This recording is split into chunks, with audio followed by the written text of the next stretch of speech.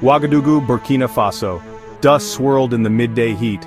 Claire Dubois, a vision of compassion in her flowing linens, navigated the bustling marketplace. Her smile was easy, her eyes bright with concern for the women she spoke with.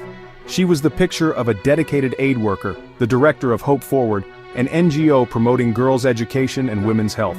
Claire's days were filled with meetings, visits to remote villages, and heartfelt appeals for funding.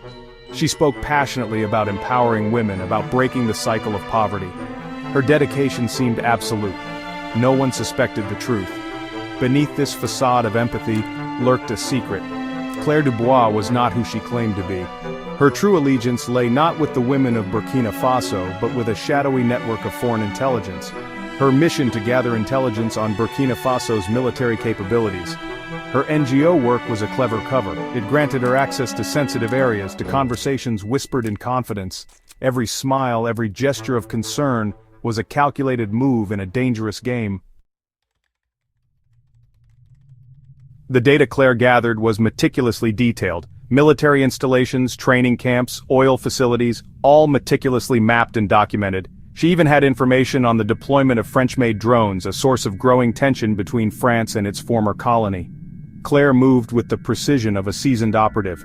She carried 2 phones, one for her public persona, filled with calls to donors and partners, the other a secure line for encrypted communications.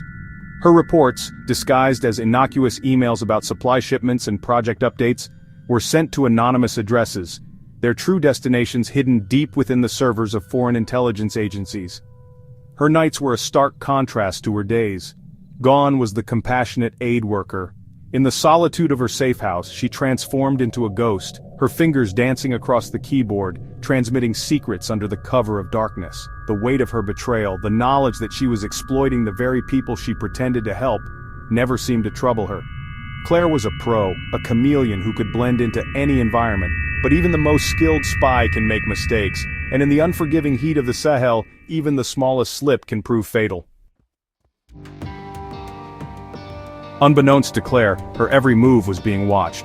Burkina Faso's intelligence services, alerted to suspicious activity, had placed her under surveillance. They listened to her calls, intercepted her emails, and tracked her every movement.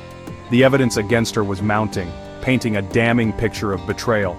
President Ibrahim Traoré, a young military leader who had seized power in a coup, was a man who valued loyalty above all else. He had pledged to rid Burkina Faso of foreign interference to chart a new course for his nation. The discovery of a French spy operating on his soil was an affront, a direct challenge to his authority. But Traoré was also a shrewd strategist. He knew that exposing Claire immediately would only serve to alert her handlers and jeopardize any chance of uncovering the full extent of the operation. He decided to play a dangerous game, to allow Claire to continue her activities, all the while gathering irrefutable proof of her treachery. The trap was set. All that remained was to watch it spring. The stage was set for a dramatic confrontation.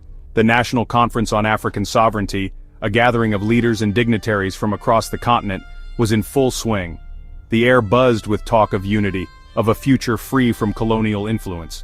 Claire Dubois, ever the convincing actress, was in her element.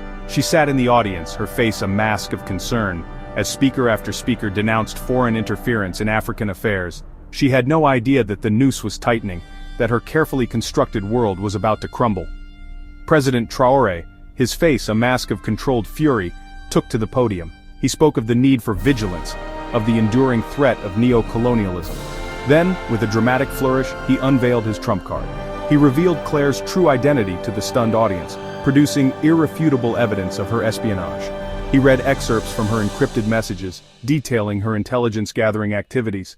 A collective gasp filled the room as the weight of her betrayal sunk in.